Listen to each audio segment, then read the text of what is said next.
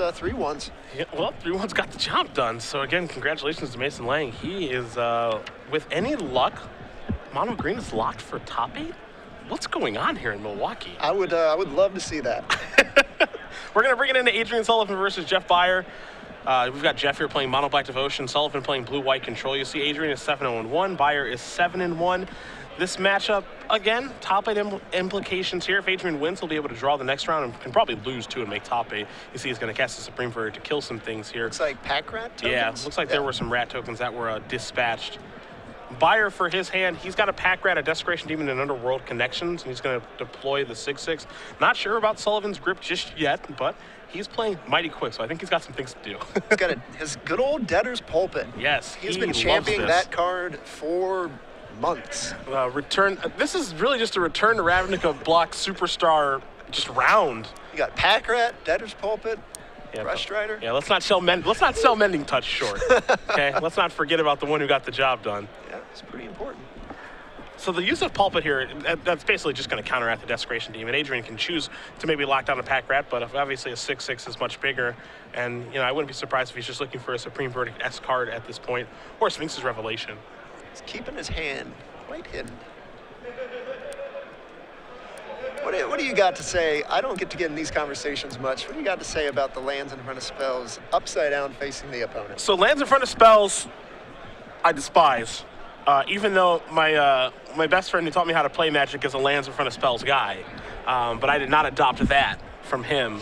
Now the upside down thing, I couldn't personally do, but I know Adrian's been doing this forever. Yes. I've known Adrian since, I think, like 2003 or something. So this isn't something that's out of the ordinary. He's been doing this forever. And the reason he does it is so that the opponent can actually read the cards that are in play. I'm a huge fan of it. As someone with a vision disability, having all the cards facing you, easy to see, you know. I don't like the lands in front of spells, but if they're going to face me, then... I can't do lands in front of spells. Ugh, it just feels wrong. That's all. You can see the pack rat's going to discard Underworld Connections to make another rat here. So Beier decided he does not want to actually try to play a late game here at all. He's just getting hyper aggressive. He's getting in there with rats. A little bit surprised to see that, as Underworld Connections is actually one of the ways that you can keep up with cards against Blue-White Control. So it looks like Sullivan's got the Ratchet Bomb there too. I think the thing that Sullivan's doing right now maybe is asking the casting cost of the rat tokens, because if you're unfamiliar with pack rat, it actually makes copies of the card pack rat. So the casting cost on those tokens is not 0 like you would think. It's actually 1 and a black. So converted mana cost is 2 there. Got to get the Ratchet Bomb up to 2 to clear out a bunch of rats. And I know the first Grand Prix where this pack rat card actually started becoming really popular was Grand Prix Louisville, won by Brian Bronduin. And a lot of horror stories of people activating Ratchet Bomb for 0 and them... You know, Todd, Brad, and him having to go, yeah, my stuff doesn't die. And you can call a judge because it's not the first time this has happened today. Yep. The tournament, that Mono Black really broke out when all 3 of those guys made top 8. Now, again, Adrian, of course, knows this interaction, so he's going to take the bomb up to 1, but he's underneath significant amount of pressure here to find some sort of answer. Beautiful could just be on chump blocking duty, but if he finds a card like Supreme Verdict or Revelation, he's good to go. Goes with the Temple. He's going to take a look-see. Pick up the Ratchet Bomb.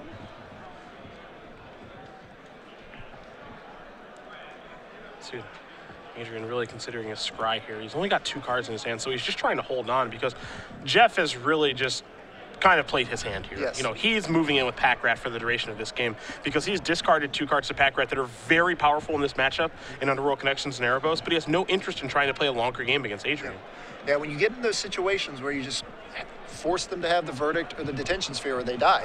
You know, a lot of people are like, well, you're putting all your eggs in one basket when you go on the pack rat plan, but if they don't have the answer, gets the job done. Yeah, and the answer right now is actually pretty slow for Sullivan. That's the problem in Ratchet Bomb. It's a very, very slow answer. His Beier's going to draw his card here. So I'm not sure exactly what it was, but it almost doesn't matter if it was anything, because, again, I think he's just shoving on the pack rat plan. I think Adrian's just going to have to actually activate a Mutavault to block here. Every card off the top of his deck is a pack rat. Because right now the attack is for 9.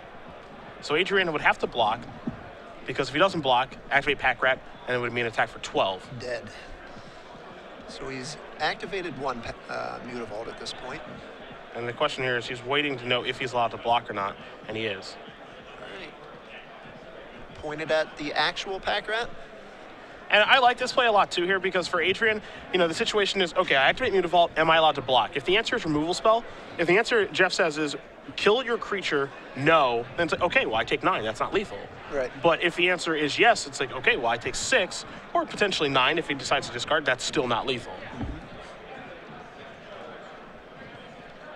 So this is all upside here for Adrian. They're still before damage? Yeah, so the block's going to happen. He's going to take 6. He's going to go down to 5, and it looks like, wow, what is this? A Gray Merchant maybe? What is this? A Connections, okay.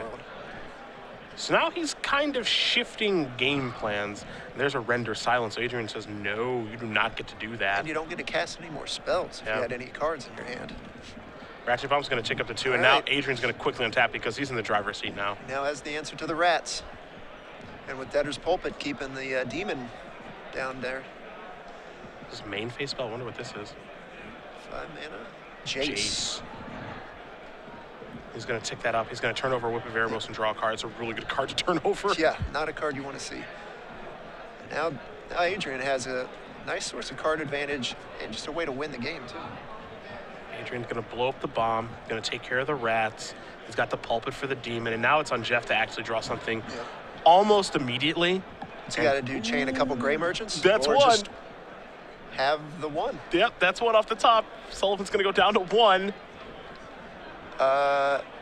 He's got Demon, Gray Merchant, and Underworld. Oh, he renders silent the Underworld. Sorry. I thought it was over there. So Sullivan's Adrian clinging to life. Yeah, he's at a low 1, but he just drew a copy of Sphinx's Revelation. The card's pretty good. It's an above average card. He makes it look easy. Gonna mill a card. Desecration Demon gonna get turned over. He's gonna play a Plains Sullivan.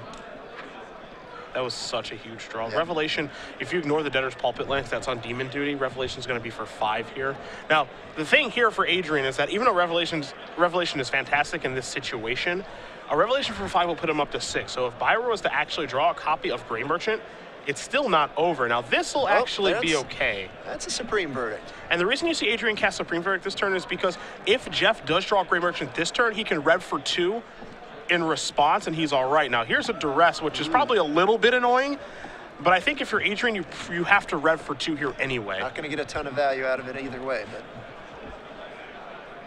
Yeah, I think this is a situation, where you have to rev for 2. Adrian pulls the top 2 cards off his deck and says, hey, you look at them first. Tell me if I get anything. And there's a D-Sphere, and Adrian gets to keep an eye on it. I always enjoy watching Adrian play. As do I.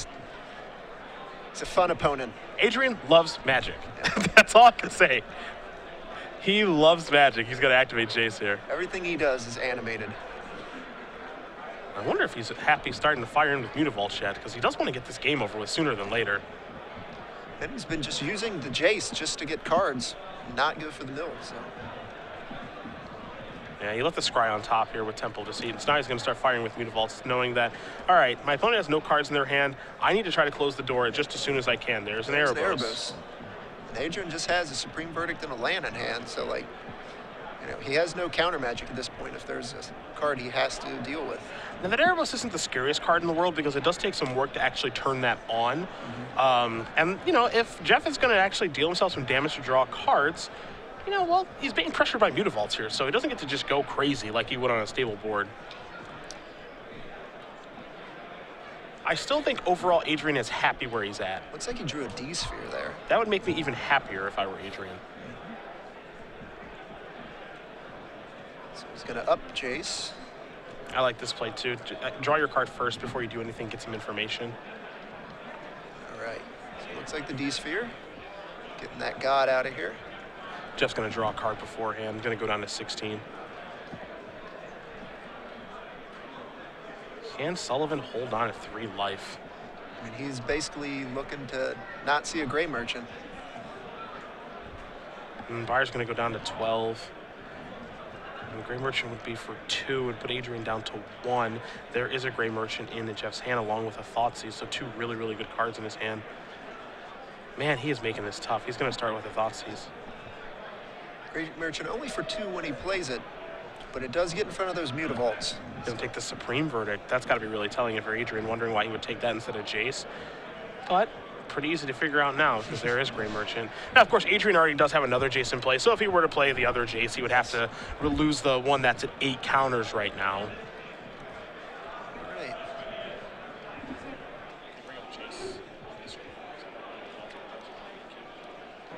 You see Sullivan is going to, looks like he's going to use the ultimate here. Yep. We don't get to see Draws this very often. 20 cards, I believe. That's it? I mean, 30 or deck should be okay, I guess. You know, we don't get to see that one very often. Not, I know last season we saw a lot of pushing the 0 button with Jace to mill in the blue, white, red kind of flash mirror. And now we see, I actually would like 20 cards if you don't mind. I think it would be really funny if 3 cards aren't enough. I think it would be funny if Adrian just drew 20 and then just lost the next turn. Jeff's just like, yeah, cast a Gray Merchant, you lose. You didn't draw a counter spell, did you? That would be brutal. Borderline impossible. Draw 20 cards. Adrian tapping a bunch of mana, looking at a bunch of mana. So here's the thing, all kidding aside, Adrian has 20 cards. He's got some number of cards in his graveyard, a bunch of lands in play. We can assume he's gone through, I don't know, 40 at least. Yeah, he's got to be 2/3 through his deck, minimum. So the question is, how much can he rev for is the question, if he does have a rev in his hand, because he obviously doesn't want to get decked. So that's just a real consideration, because at this point, revelation doesn't matter the cards you're drawing. All that matters is the life that you're gaining. Yeah. And we haven't seen his elixir yet either. We might in a minute, though. I mean, you've got a million cards over there. I mean, he's got to keep up counterspell mana. And there's the Azorius Key Rune. His pet cards in his deck, and his blue-eye control deck. It's actually my favorite part. He went on a good 5 or 6 minute spiel to me about how Azorius Key Rune is better than a temple if you're on the fence about a certain temple. Okay. I mean, he's 7-0-1. It's clearly working. I mean, I didn't question him. His answer sounded great, and it was very long. So it was rather lengthy, which means he's probably right. Yeah. He's going to discard a bunch of cards here. I wouldn't be surprised if most of them are land. Here's what's really telling. And I think he might be discarding Last Breath here. I think he's deciding what he wants to keep and discard. But if he's discarding a Last Breath, that means he is good to go. Yeah. Because Last Breath can target the Gray Merchant, or it can target a Mutavault to gain him 4 life and push him up to 5. So if he's comfortable discarding that card, then he is in the driver's seat. But I think it's part of the cards that he kept. Yeah. All we got to see is the island there on top of a stack of cards. Let's see if Jeff drew another spell or not. Doesn't look like it. Not a good feeling after your opponent draws 20 cards to rip 1 pass. Sullivan gonna mill a little more here, draw another card. Gonna play a Plains too. He was in some real trouble when we cut into this game. Yes. He has somehow navigated himself out of it though. Shockingly, drawing 20 cards helped him out of that situation. It's a step in the right direction. Looks like it was a spell. It's a Hero's Downfall. He's going to use it on the Mutavault, but Adrian's going to gain the life in response. And that might be the nail there. And it's funny to say that Last Breath, targeting your own creature, is the nail, but that's exactly why Jeff Beier is going to concede the game, because now Sullivan is up to 5 life. He's got attackers. Yeah. Gray Merchant's no longer out, so that's going to do it. Yeah, with that win, Adrian got to lock up the top 8 berth there as long as his opponent doesn't force him to play. He needed still X1.